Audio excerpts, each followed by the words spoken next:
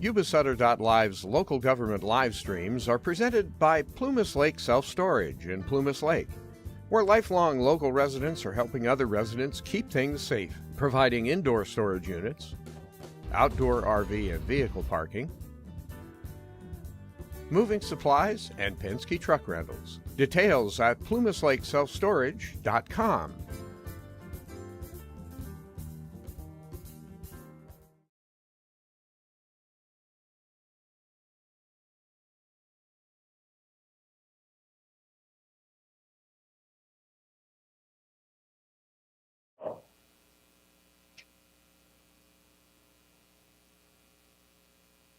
Do we have any public comment? Yeah, let me go ahead and read. Public comment is an opportunity for members of the public to address the board of directors on any subject matter that is not on the meeting agenda and is within the board's subject matter jurisdiction. Public comment periods are limited to 3 minutes per person, and the total amount of time for public comment is 15 minutes. Persons participating by way of video conference or teleconference shall ensure their audio is muted at all times except when the board chair announces public comment period. At those designated times, members of the public wishing to speak shall enable their audio and state their name for the record. When multiple members of the public wish to speak, the clerk will determine the order of speakers and announce their names accordingly. To ensure proper conduct, the board reserves the right to mute the audio and video of any members of the public violating generally accepted principles and decorum of official public meetings. Do we have any in-person public comment? No. Let me see if there's any online. No online. Okay, thank you. On to the consent agenda. Is there any comment on the consent agenda? See none, so I'd entertain a motion.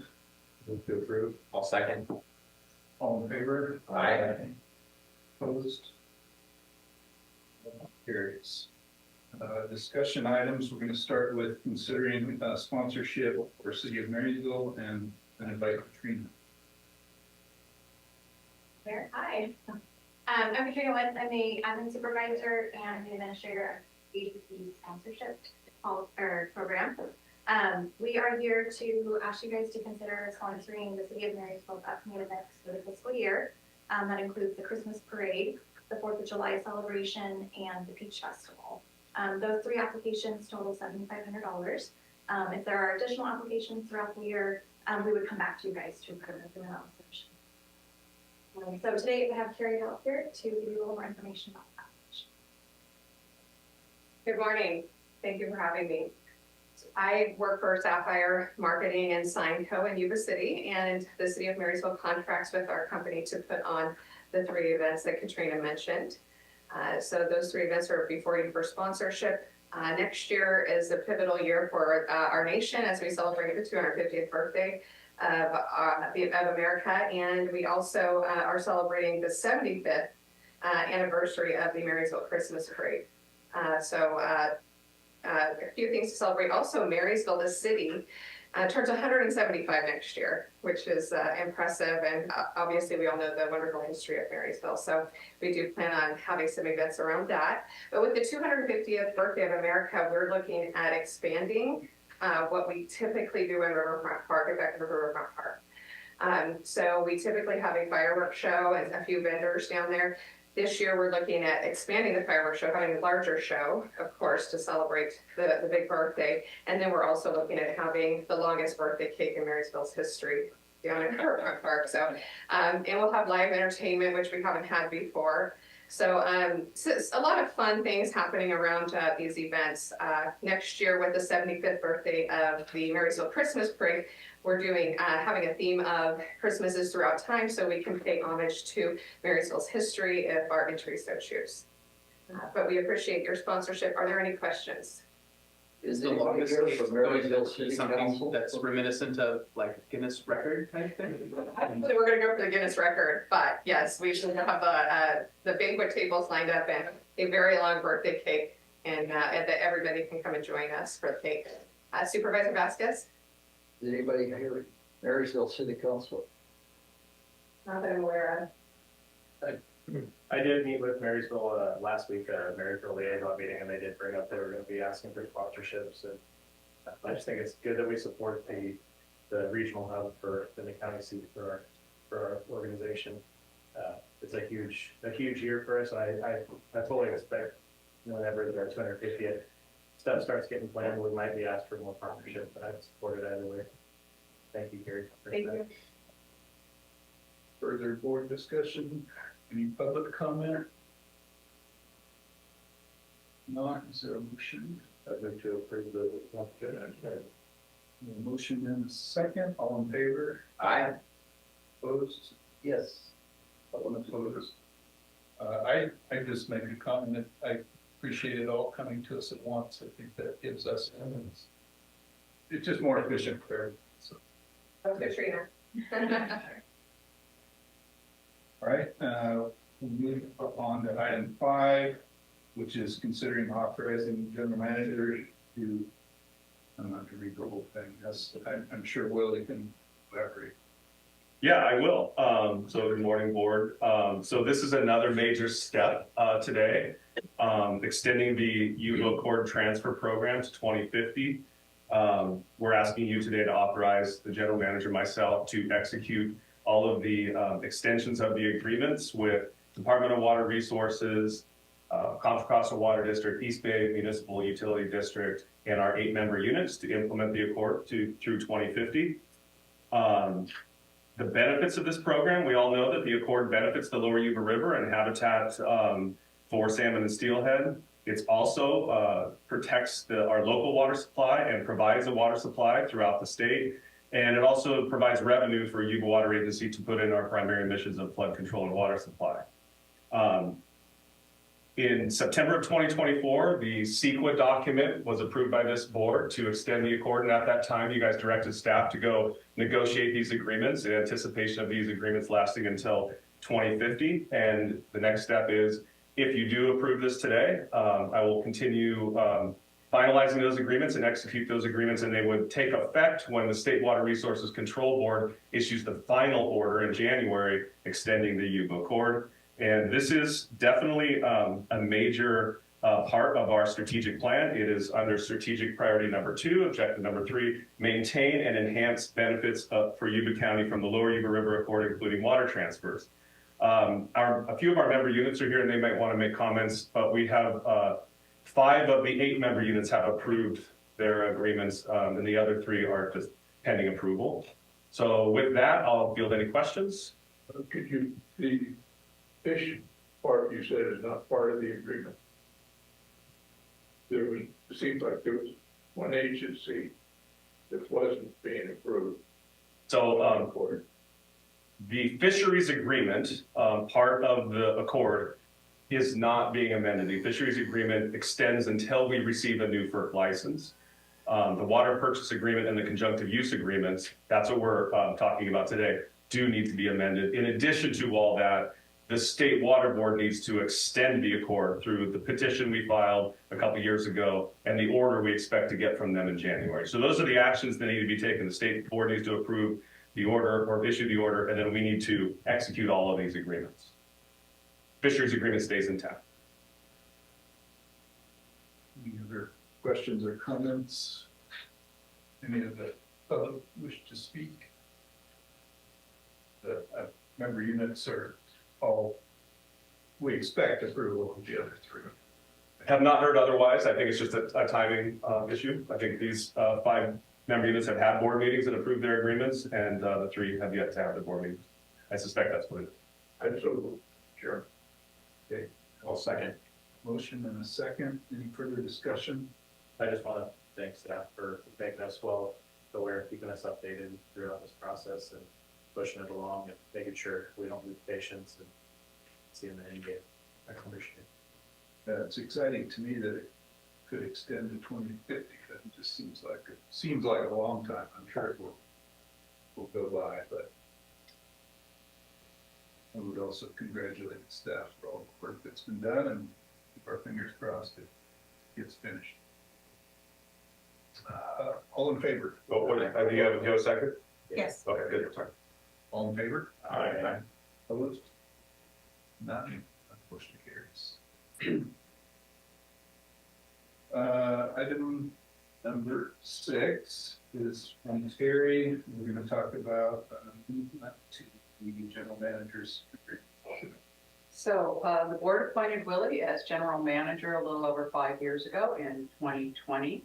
Since that time, under his leadership, there have been literally hundreds of accomplishments, but just some of the real high points are the ones that you just approved, the extension of the Accord to 2025.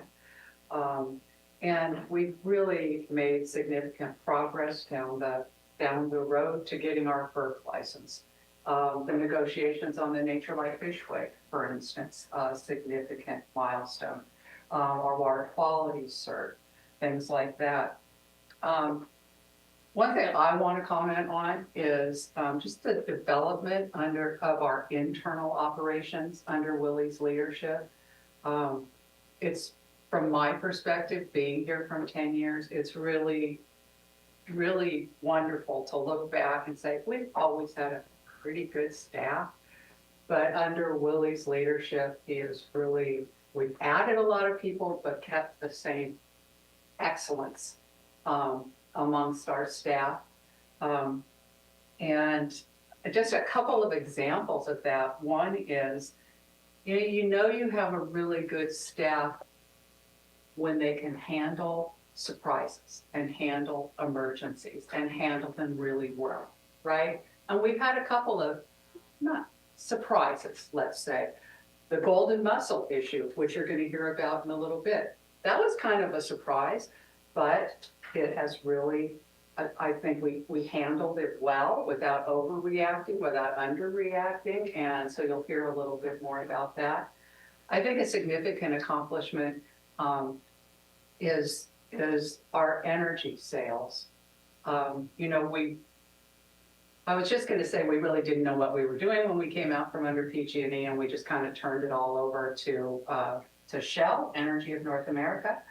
And we really, over the last 5 years, have developed our expertise. We understand the markets a whole lot better. Just as an example, in the calendar years 24, 25, we have generated more than $100 million in bilateral sales, which they existed before that, but I remember being really excited when Shell sold $6 million of RA, like in 2017 or something. So $100 million because Willie was leading the charge, and we had some really excellent staff developing relationships out there to customers and developing those bilateral agreements.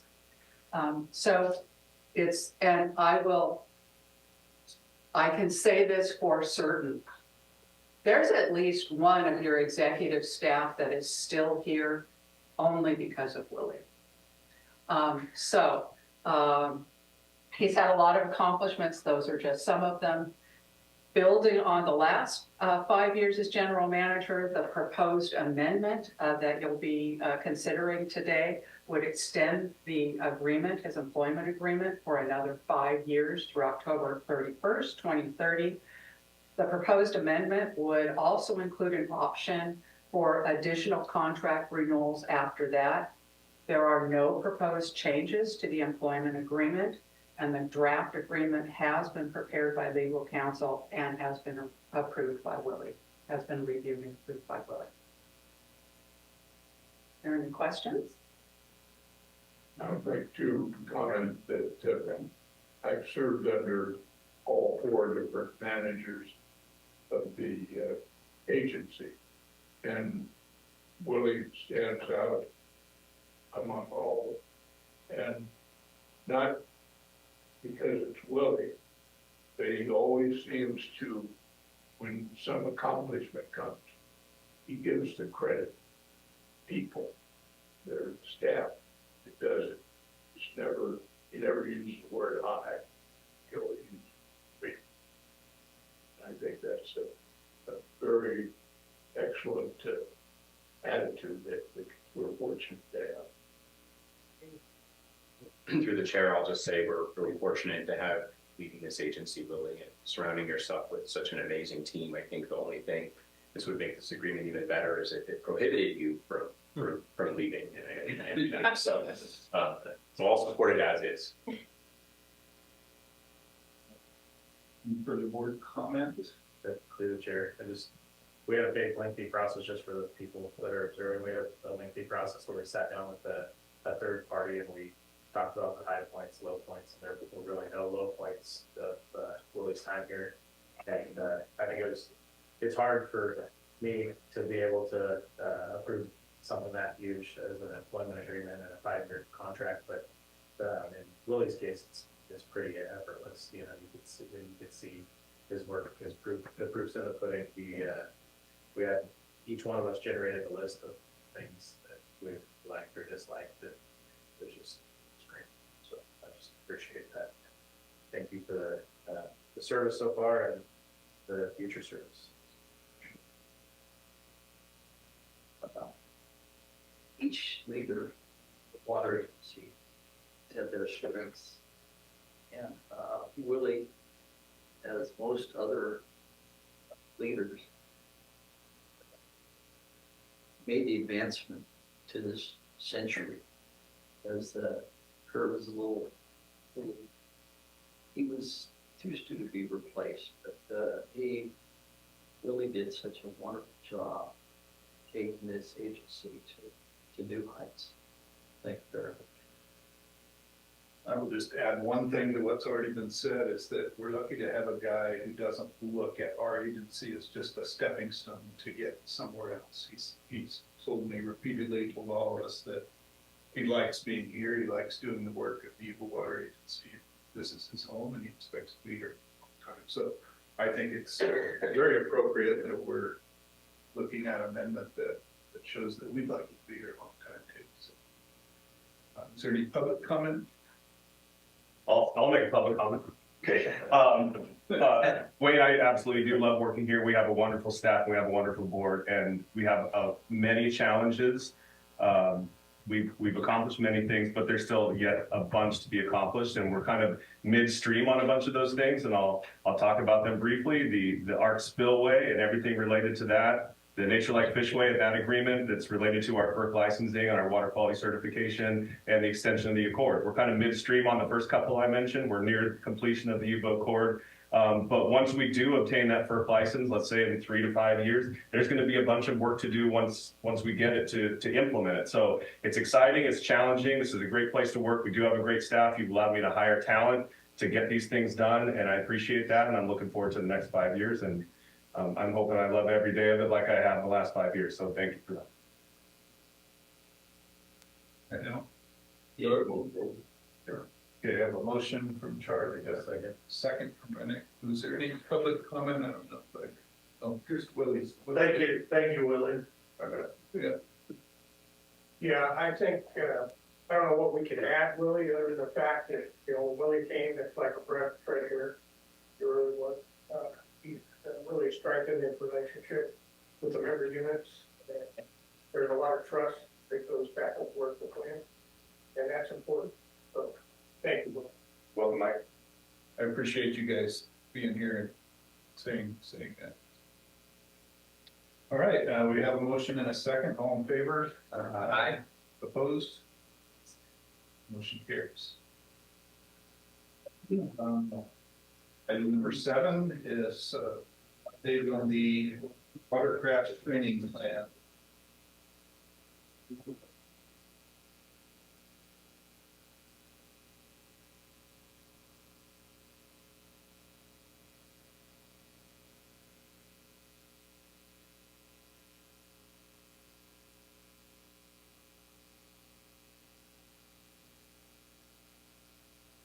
All right, morning board. Thank you for having me.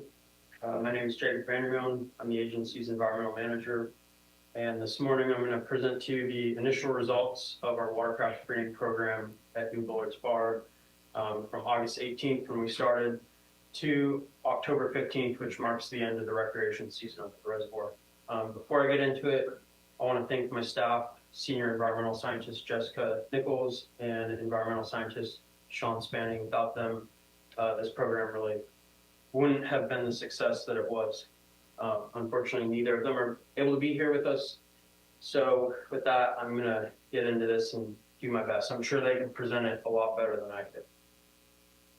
Okay, so a little bit of background on the golden mussel invasion. Golden mussels were first discovered in North America in Stockton, California, just last October. They're currently confirmed at over 50 locations throughout the state. In the north, they're up in the Sacramento River near Rio Vista, and then extend down south to Los Angeles County in lakes like Silverwood and Pyramid Lake. So they really extend through the Delta and down the State Water Project. Currently, there's no northern foothill or valley reservoirs that have positive identification of golden mussels. However, and this is something to keep in mind throughout the rest of this presentation, we do have visitors to New Bullards Bar that are coming from mussel positive areas. And then watercraft screenings at Folsom Lake, Lake Oroville, and Lake Tahoe did intercept several boats this past summer that had adult mussels attached to them. So watercraft screening inspections does work. I'm not going to go into the seriousness of the invasion. I think Willie covered that really well in July when you guys approved us moving forward with watercraft screenings, but I did put this little picture here just to remind you all that this can be a really serious issue. Is that plug in the pipe? Yep, that's a pipe completely chock full of golden mussels. And that is from, I believe, a hydro facility down in Brazil. Okay, so from August 8th, when you guys gave us permission to proceed with the watercraft screening in July, it took us a little while to get staffed up, or took our consultant a little while to get staffed up. So we didn't get started till August 18th. And between that date and the end of the rec season, October 15th, during that 59-day period, we screened 2,283 watercraft. 927 of those were at Cottage Creek, and 1,356 were at Dark Day. I find that a little interesting, but not too surprising. I also use Dark Day more than I use Cottage Creek. This pie chart on this slide shows the breakdown of those watercraft that we screened. You can see the vast majority, or the largest user group of our visitors are wake boats, followed by ski boats, fishing boats, and then personal, that's a personal watercraft like jet skis. Something to keep in mind while you're looking at that is your modern wakeboard boats, modern ski boats, fishing boats, jet skis, jet boats, they all have what we call unverifiable water. Wake boats and ski boats have what are called wake bags or ballast bags that change the shape of the wake. Fishing boats have live wells. Personal watercraft and jet boats have water that's retained in those jets even when you pull them out. That's why you see guys with jet skis, they pull out of the launch and then they rev the engine. They're trying to get all that water out. I make that point to say a large amount of our visitors potentially have unverifiable water that we're not screening. So that is a weakness of our program. Okay, in addition to counting all the watercraft that we screened, we asked our visitors where they reside. I'll interrupt you. Yep. You say the boats have water that you're not inspecting? Correct. Those ballast. Explain that. I mean, or how do we keep mussels out if we don't inspect the bills? Great question. So those ballast bags in ski boats and wakeboard boats, the jet nozzles inside of a jet boat and a jet ski, you can't get to those without taking them apart. Our program is really, it's kind of a middle ground, common sense approach where we're just looking for obvious issues. Is there mud all over? Is there standing water in the hull? Is there plant material? Are there attached adult mussels? Our program is not designed to bail wakeboard boats just because they're wakeboard boats and force them to go get decontaminated. Okay, so we asked our visitors where they reside by asking them what their zip code is. We mapped that on a county map. And what you'll see is that 50% of our visitors are coming from local counties, Yuba County, Nevada County, and Placer County. This interactive map's real great. Hopefully it opens up. It does. We had a bunch of out-of-state visitors. We even had some international visitors, but the bulk is from California. And what you can see when you look at it like this is there's some real clusters. There's a big cluster of people coming from the Bay Area, particularly Contra Costa County, Sacramento area, our local counties, and then there's a cluster coming from the Reno area in Nevada. Before I go there, a tiny little cluster from Chico. I'm surprised there's not more. And then I want to point out this little cluster down by Stockton. That's really the heart of the golden mussel invasion. So if we zoom in, you'll see there's folks in Stockton. There's people all along the Delta, Oakley, Antioch, Pittsburgh, Bay Point. That's where I grew up. And that's where the invasion is really happening. So I like this map because you can really see that we have visitors coming from high-risk areas. Okay, I'm going to close that map. In addition to finding out where our visitors reside, we asked them what the last water body was that they visited. And not much of a surprise, 68% of our visitors are repeat visitors. The reservoir is awesome and beautiful, so it's not much of a surprise. 31% of our visitors are coming from other water bodies, which we have a list of them on the right. I'm not going to read through that, but if you look at it, you'll see a lot of recognizable names: Englebright, Feather River, Napa River, Lake Tulloch, etc., etc. 1% of our visitors are coming from mussel-positive waters. All those visitors were coming from different areas of the Delta. Do we have any special routine for those? So it gets balanced in our assessment. And, you know, if they told us they came from the Delta yesterday and their boat's wet and they're going to fail. If it was several days ago and their boat's dry and everything looks clean, we were still passing those boats. But it is being considered, and ultimately, Okay, only 1%, so. correct. You know, it's not a large area, and just a heads up for those people that live in that area, I'm not gonna let you, wouldn't be a good idea. How many fails were there? I believe there were 2 fails. And it was something they could go remediate by going and immediately fixing the problem and coming back, or no, they didn't come back? I don't believe they came back, but they could have gone and cleaned up the dirtiness that was on their boat, and then we would have passed them. So they could have come back an hour later? Potentially, yes. And another question, do we report the data, like the whole numbers and stuff like that when we do the inspection? So like if we tell them no, if we start getting more restrictive on those certain areas, they're just gonna tell you that somewhere else. We'll have record. Yep. It's all being recorded in our regional database. And then is that accessible to people that are inspecting the boats? Yes. Yep, they can real time pull up that information. They can verify, yep, you're telling me the truth. The inspectors over at Orville did record that you did indeed launch at Orville. So pretty cool database. Let's talk more about that 1%. That was 19 total out of 2,283 visitors. Traveled to Bullards from mussel-positive waters. That was 6 wakeboard boats, 4 ski boats, 4 jet skis, 3 fishing boats, 1 liveaboard, and 1 pontoon. I want to point out that the wakeboard boats, they have ballast packs. The ski boats, many modern ski boats have ballast packs. Jet skis, they have that unverifiable water in the jet nozzle. Liveaboards, they have complex water systems, so they could have drinking water, gray water tanks, black water tanks. All those hypothetically could harbor golden mussels. And then even your pontoon boat could have a complex water system.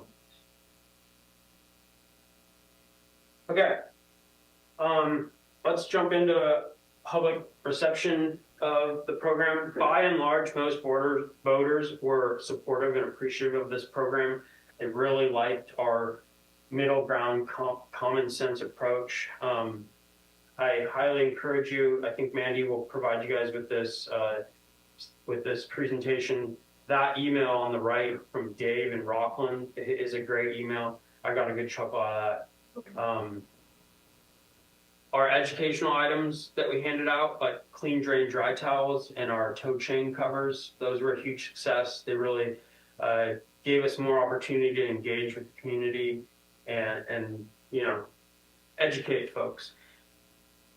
Despite the overwhelming support for our program and our approach to it, we did have 3 visitors that disregarded our screening checkpoint and they proceeded straight to the boat launch.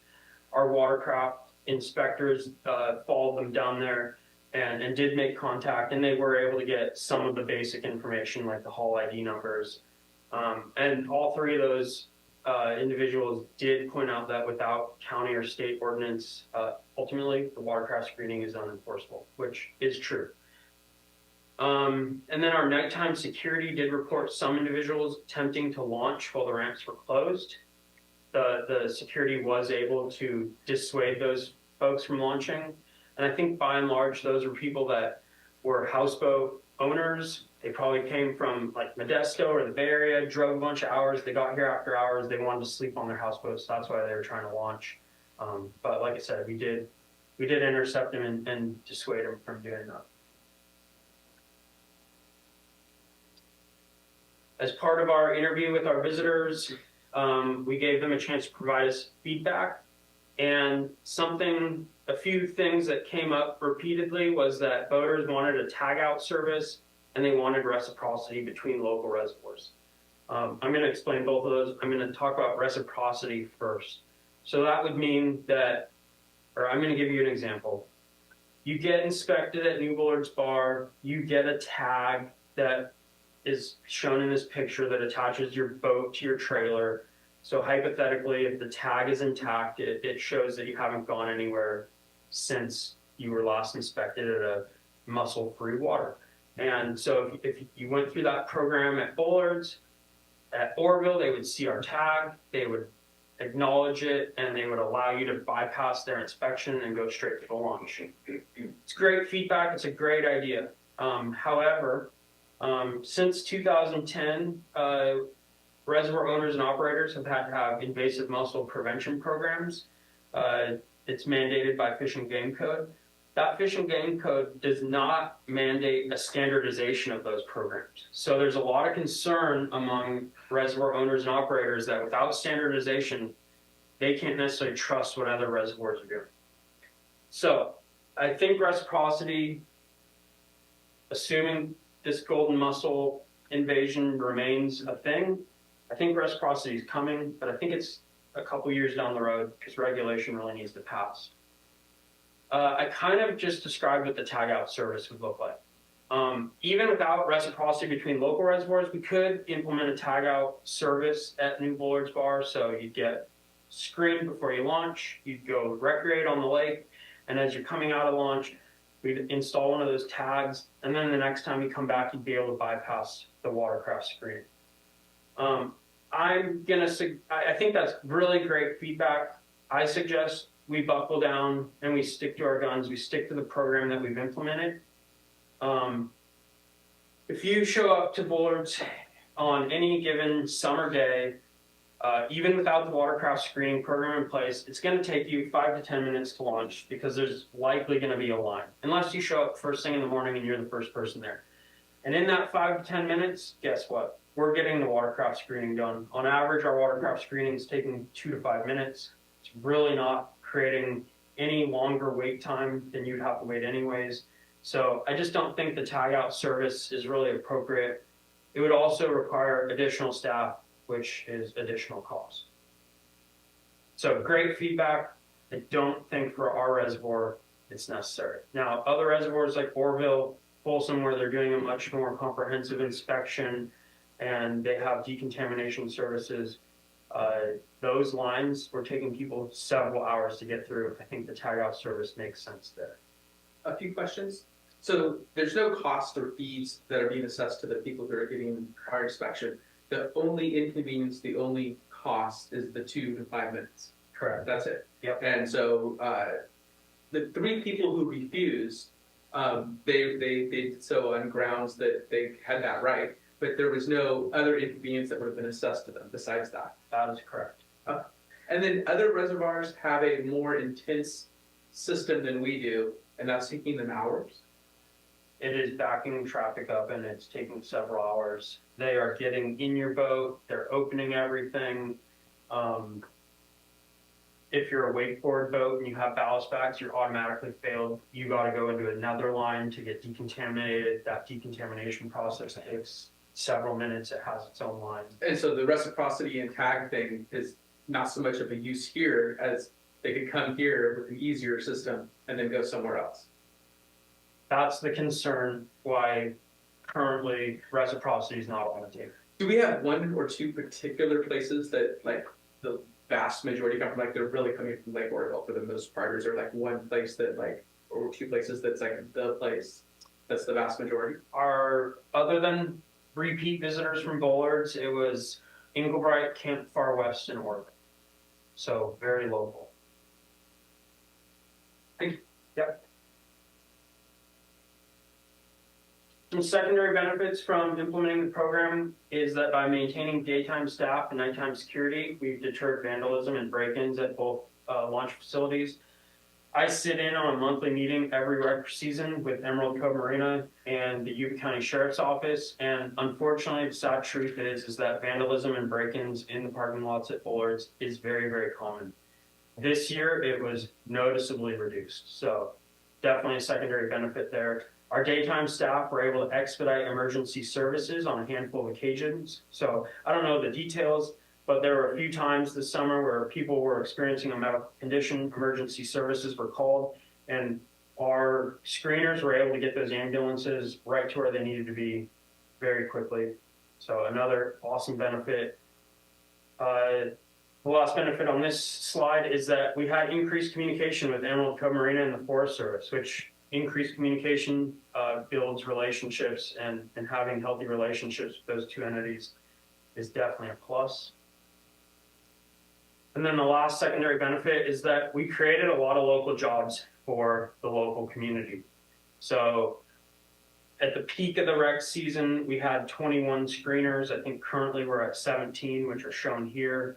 4 of those are from Butte County, 2 are from Nevada County, 1's from Placer County, 3 from Sutter County, and 7 of them are from our very own county, Yuba County, from Brownsville, Challenge, Loma Rica, and Oregon House. Those foothill communities that we all know and love. That part of the slide was for John Messick, he's not. And then also the vendor or the consultant that we're using to help us implement this program, Massa Aquatic Science Associates. They are a California certified small business and they're headquartered right here in Browns Valley. So it's awesome. It's always great to work with local folks. I want to touch on the cost of this program. Our average monthly burn rate is about $192,000 per month.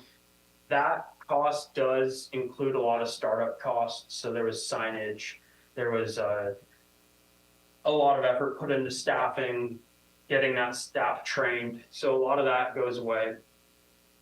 Also, as we head into fall and winter, our daytime hours are much reduced. So the number of hours that screeners are out there decreases. However, while screening hours decrease, security hours go up. So there's a little bit of a balance there. But I do think that we'll see costs decrease a little bit and start to level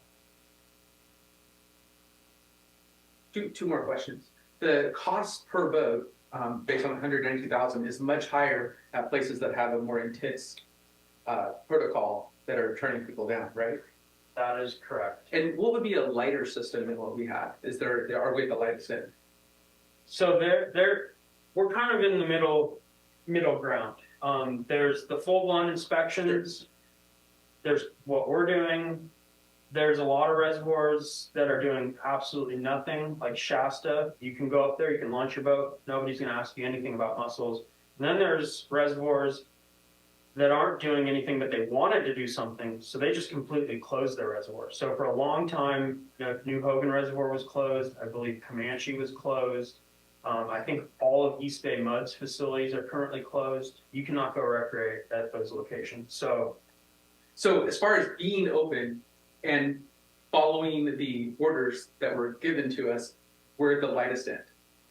Because the ones who either not open or not following the orders. Okay. And then the 3 people who refused the protocols, when those people go to the intense protocol locations, they get away with the same activity if they can just bypass it?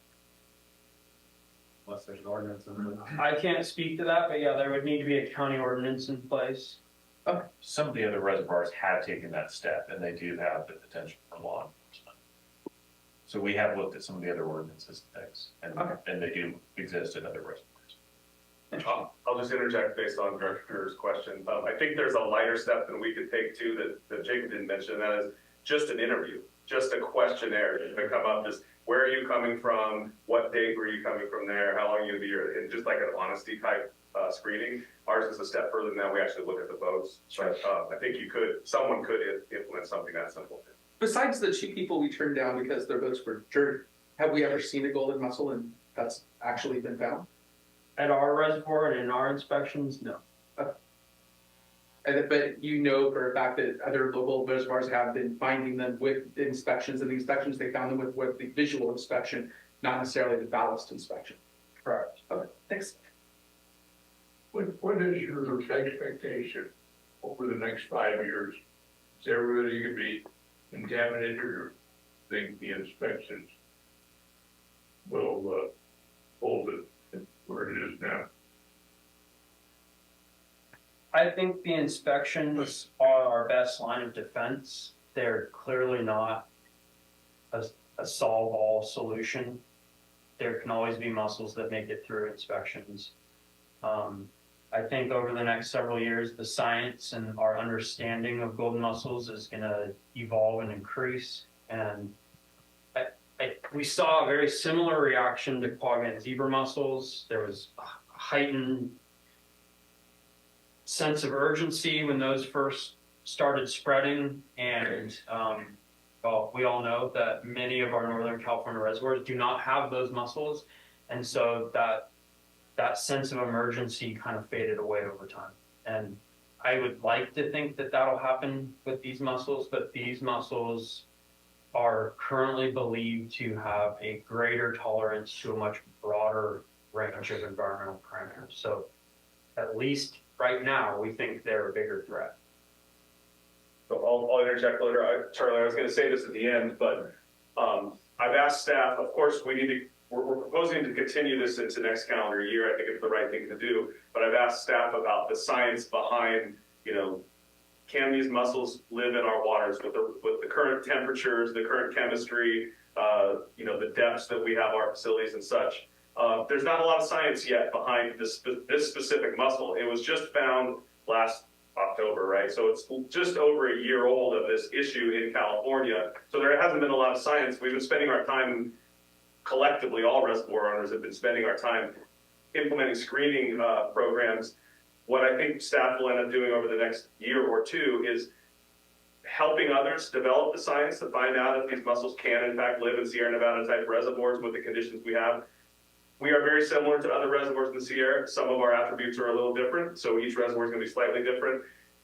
There may be a chance, like the quagga mussels, that we find out that the chemistry, although the golden mussel can survive in a larger range of conditions, maybe there's a chance that they can't survive in the more far. And so we can scientifically conclude that and then no longer have to do inspections. But right now, it's just too early in the process to have solid science to show that. And so we are actively teaming with the California Department of Fish and Wildlife's Golden Mussel Task Force. We started looking for teaming opportunities in academia at our local universities. Like what we said, we really want to understand the science. So if there is a chance all this can be put to the wayside, we can do that quicker rather than later. Okay, so like Willie just hinted at the end of this, we are going to recommend that we extend the screening through 2026. So before we get there, I want to kind of discuss why would you continue watercraft screening?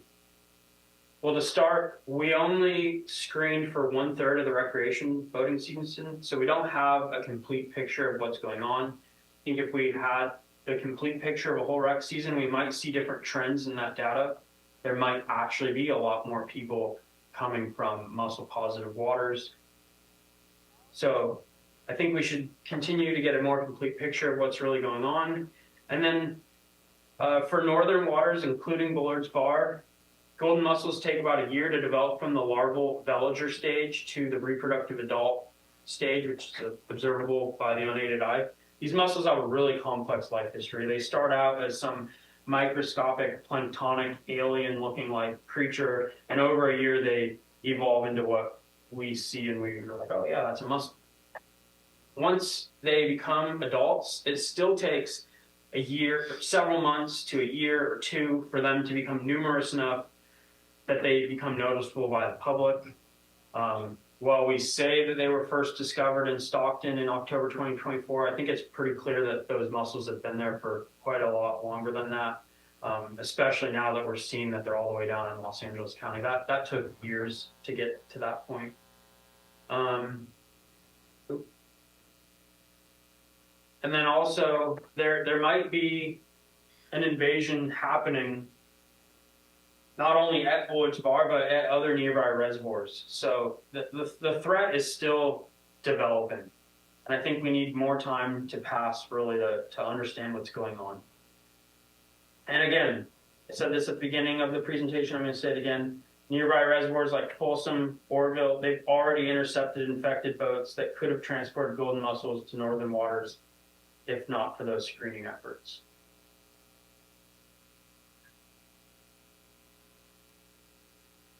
So we're going to recommend that we extend watercraft screening through 2026. During that same time, we are doing our California Department of Fish and Wildlife required invasive mussel prevention program. That program requires that we do early detection monitoring. So that's like surface monitoring. My staff goes out, they walk the shoreline, they walk all the hard surfaces at the marina, they're looking for mussels. They've got this little stack of tiles there that mussels like to colonize on. They check that routinely. We're also doing routine water quality monitoring just to understand where the water chemistry is and if conditions are right for an invasion or if those change dramatically one way or the other. So in addition to those things that we're already doing, that we're mandated to do, we're proposing that we go a few steps further and we start implementing plankton tows and eDNA. So plankton tows are, you'll see the picture all the way on the right, is a very fine mesh net that you tow behind a boat. It collects plankton, because remember the larval stage is planktonic.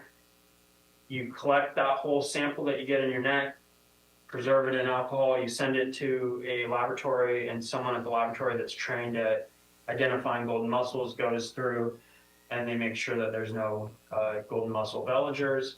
eDNA, that's environmental DNA. All of us as organisms are constantly shedding DNA out into the environment. Mussels, they're shedding their DNA into the reservoir water. So you collect water samples, send that to a lab, they do some genetic analysis, and they can see if there's golden mussel DNA in the water. It's really important that we do those things because if we do get infected, the invasion happens in Bullard, we want to know right away. How does knowing right away change something? Well, we could potentially close our reservoir so people aren't continuing to spread the But it's already in there. But we close our reservoir so they're not spreading it to other non-contaminated waters. Closing might be dramatic, but I'm just giving you an example. Is there like an indicator of where these things might live? Like, is there some science that tells you what they're going to live in shallow water and live on these types of materials, things like that? There is. It's a pretty simplistic understanding, and it really focuses on three things: temperature, calcium, and pH. All of which we are within the range that golden mussels are believed to be able to inhabit. I personally believe it's a much more complex combination of parameters than just those three. But how do you know where to pull the samples from when this is a huge thing? So the water chemistry throughout the reservoir is pretty uniform, but we are collecting it from multiple locations. We collect it from in front of the dam and then up each arm of the lake, the Willow Creek arm and the North Yuba arm.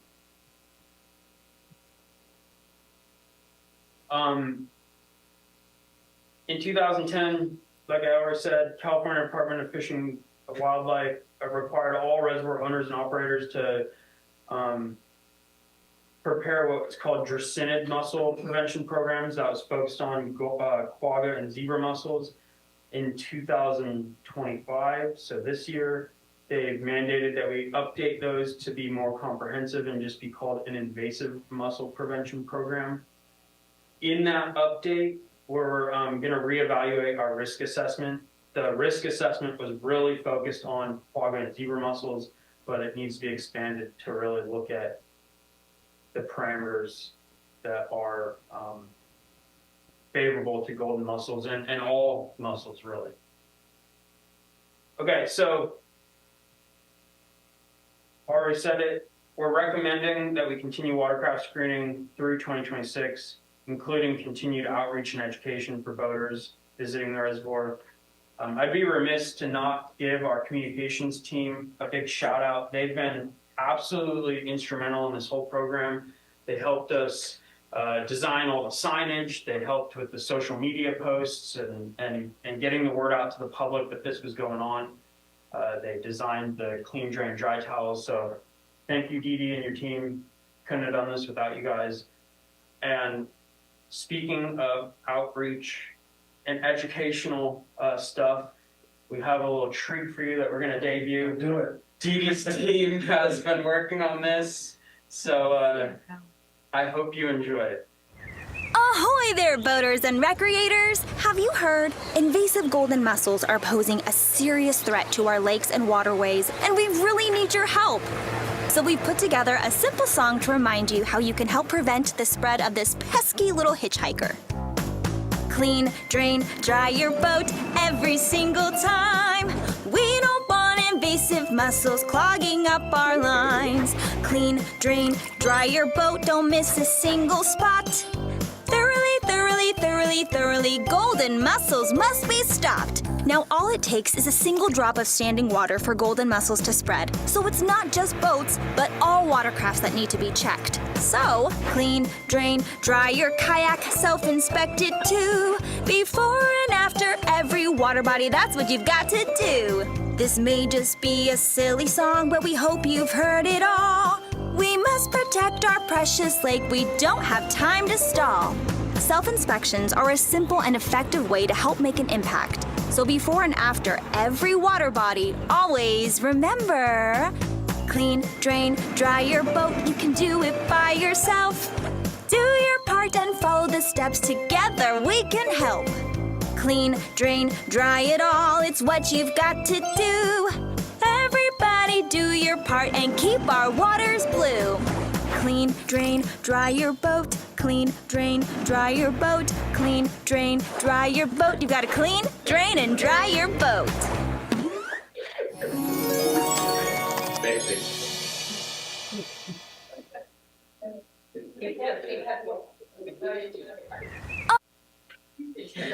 I'm sorry that that's gonna be stuck in your heads all day. Sorry, not sorry. That is it. Sorry I took so much time, but thank you. I forgot everything you said. Any further questions from the board? Public? I will comment, Jacob, I'm really impressed with your thoroughness, you and I'm sure others that are involved.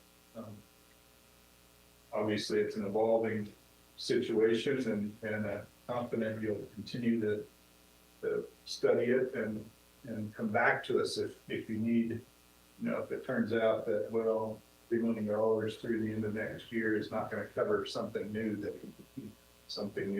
that should be done. Don't be afraid to come back to us. So yeah, it's definitely, it's not fun. It's not my favorite. I wish we weren't in this situation. It's extraordinarily expensive, but I think we're doing what we need to do. yeah. Well, having pipes that look like the one would get real expensive too, so it's important we do our best here, so. Any further comment or ready for a motion, I think? And the motion will be to increase our budget by $3 million to extend the plan implementation through the end of 2026, calendar 2026. I'll move. So motion. Yep. Second from Andy. All in favor? Aye. Opposed? Motion carries. Thank you, Jay. Excellent job, Dave. Okay, and we are ready, I think, for the minutes. Yeah, so things up at the project are going well. The tunnel outage continues. We reported to you on that last week, so we'll have a lot of detail there. We have had some good precipitation the last week or so. Got 4 to 6 inches of precip in the watershed. The tail end of this last storm brought a little bit of snow, but it didn't really increase our snowpack. It's still a little early in the year to do that, but things are looking good so far. You'll see in the report, there's a summary of our generation revenue year to date. So for the calendar year, it's just basically a summary contrasting this year with last year. And I'll just give you the brief overview, and that is generally prices were better last year than this year. You'll see why when you read it. It's really there weren't any significant heat events in the summertime. The natural gas supply is good. But our bilateral products like renewable energy and RA are still strong this year because those contracts were executed the previous year when the market was good. Those will likely come down in future years.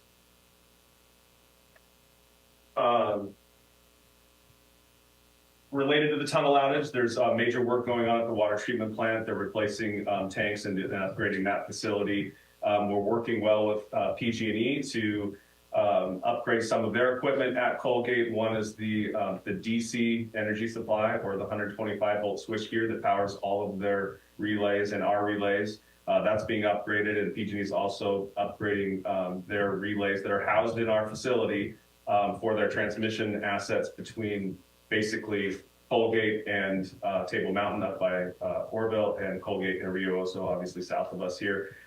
There were struggles early on with the PG&E project managers and getting them to commit to timeframes and specific scopes of work and when they would be in working with us. But Will Gisler, our electric supervisor, has done a great job managing that relationship. I'll give him a specific compliment. Him and all his electrical staff have done a great job there. But from what I'm hearing, the issues with their scheduling and their work scope have been solved, and things are moving along really well there.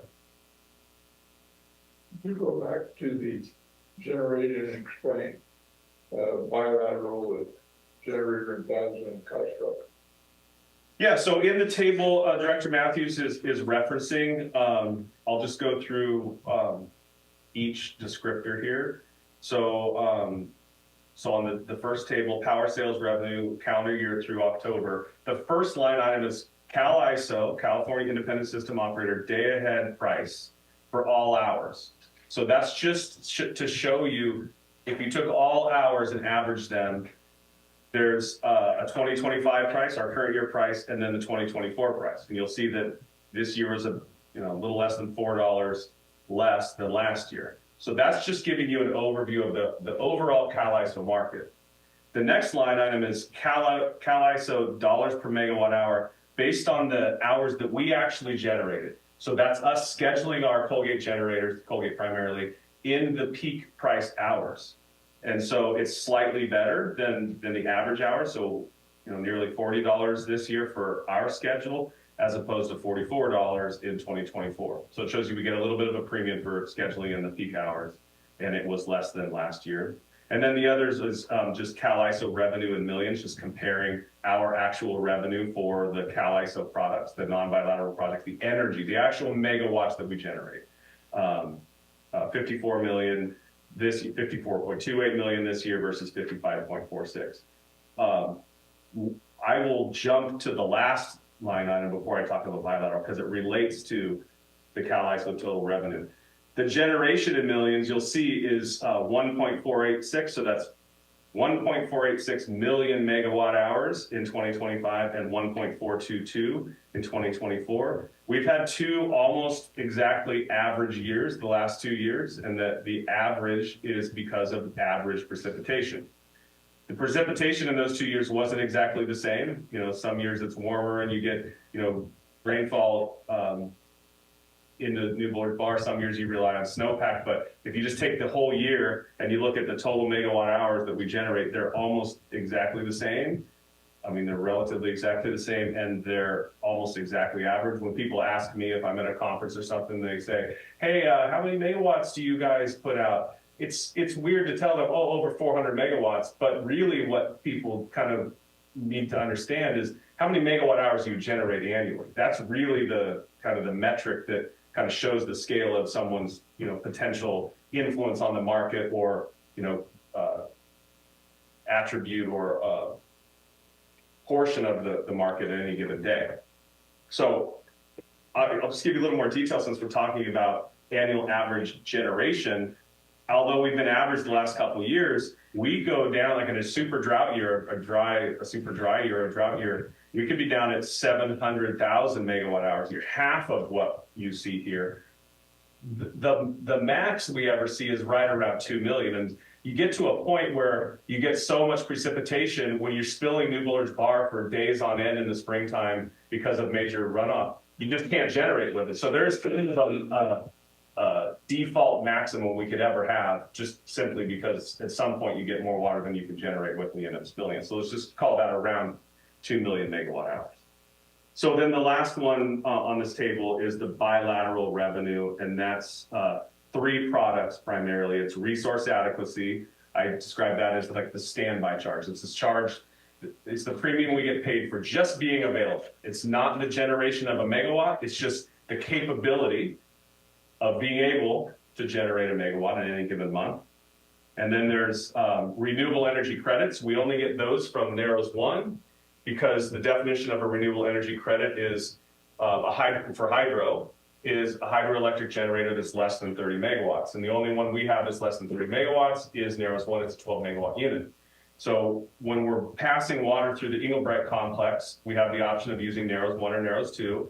And when we can, we use NAROS 1 first, and we max out generation on NAROS 1. And then when we have enough water, we start running NAROS 2. Now it gets complicated because each unit is efficient at a certain flow range. So sometimes you might run NAROS 1 or NAROS 2 kind of out of balance if you were just looking at it in a rudimentary way. But it's because a big 55 megawatt unit like NAROS 2 isn't really efficient when you're only putting 300 cubic feet per second through it. It doesn't get efficient until you put 30 megawatts through it because it's a 55 megawatt generator. So I'm diving into a lot of details here, but Charlie likes them, so I'm giving them to him.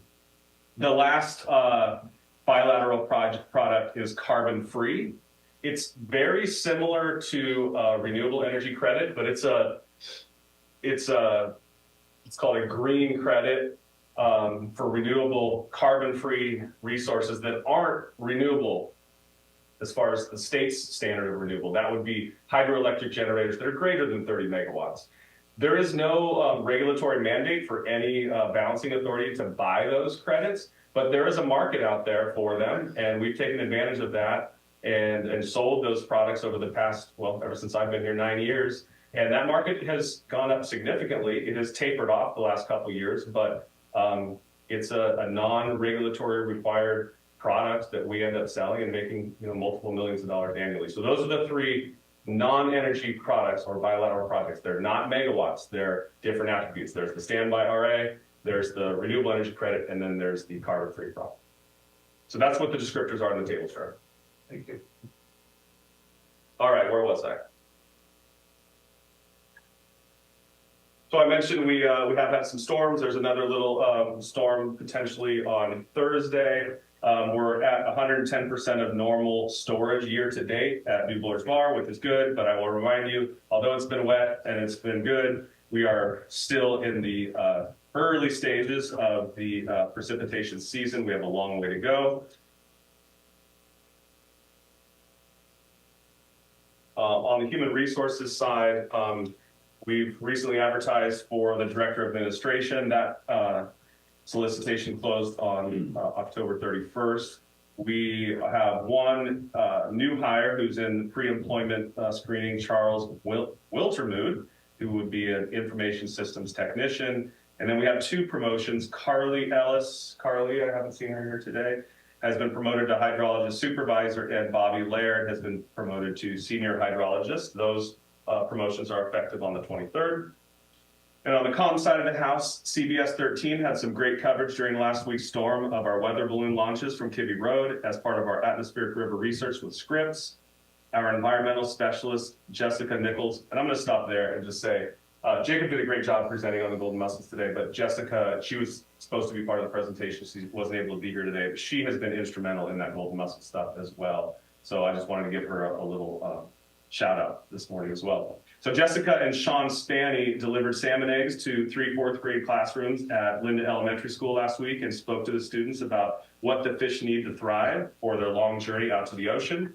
Kayla Holmes also represented us and served as a judge at a Yes Charter School chili cook-off on November 7th.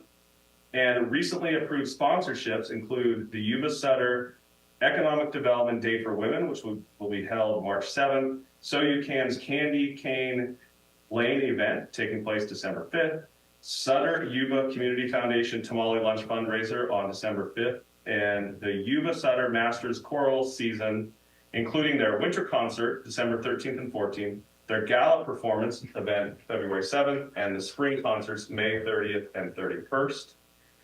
And our regularly scheduled board meeting for December 2nd is canceled due to the Aqua Conference, and many of us will be there. There will be a AVP committee meeting on December 8th. So our next regular board meeting will be on December 16th. And that's all I have. Any questions?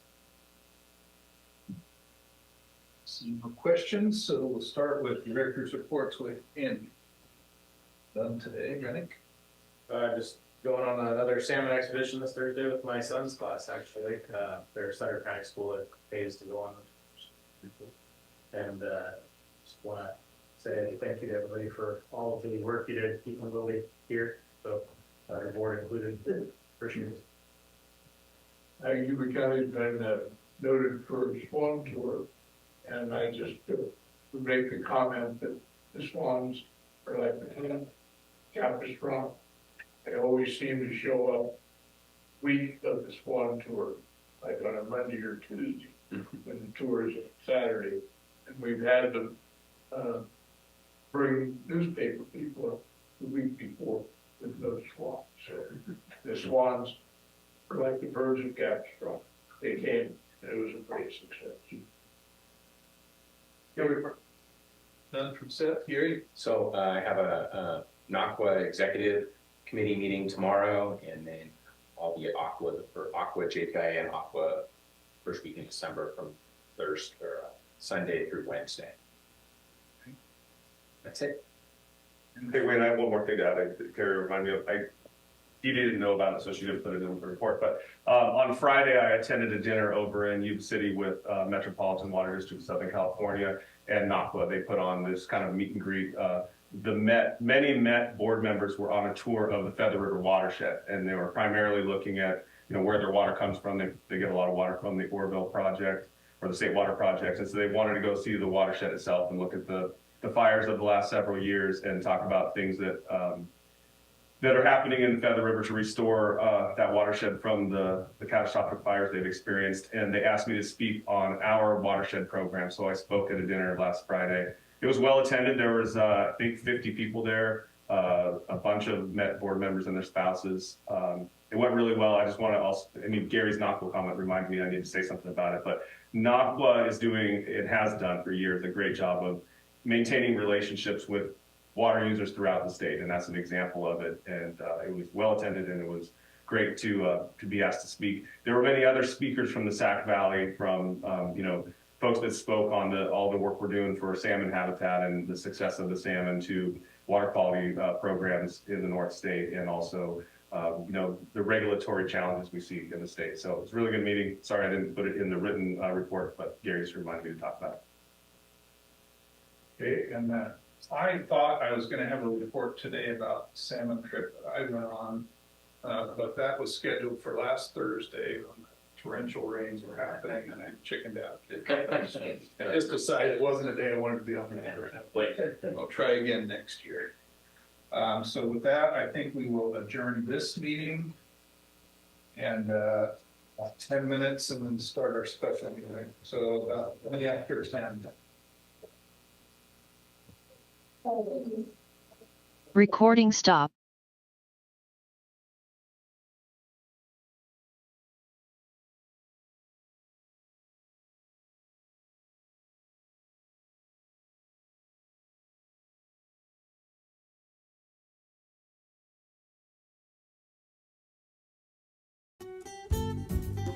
Yuba-Sutter.live's local government live streams are presented by Plumas Lake Self-Storage in Plumas Lake, where lifelong local residents are helping other residents keep things safe, providing indoor storage units, outdoor RV and vehicle parking,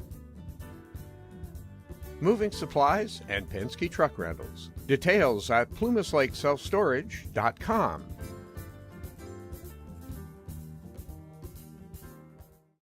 Hi, I'm Neil Goforth of Comfort Keepers of Yuba, Sutter, and Nevada counties. Caring for elders or even yourself has challenges. Comfort Keepers of Yuba, Sutter, and Nevada counties can help you address today's issues and plan for tomorrow with in-home and specialized care for you or your family members. Call us at 530-749-8800. Comfort Keepers of Yuba, Sutter, and Nevada counties.